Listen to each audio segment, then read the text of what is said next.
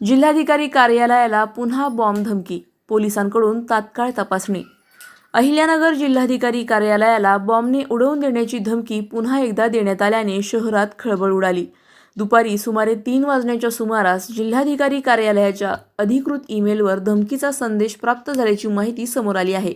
धमकी मिळताच अहिल्यानगर पोलीस प्रशासनाने तात्काळ हालचाली सुरू केल्या।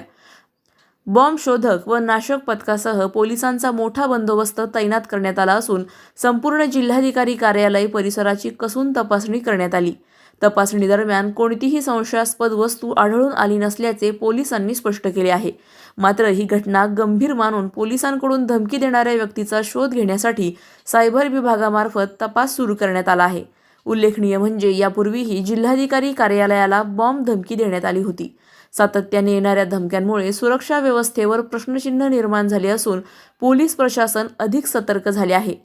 प्रतिनिधी स्वामी गोसावी, न्यूज 24 घडामोडी, अहिल्यानगर। अशाच बातम्यांचा आढावा घेण्यासाठी आजच आपल्या YouTube चॅनलला सबस्क्राईब करा। बातमी आवडल्यास लाईक करा आणि इतरांपर्यंत शेअर करा।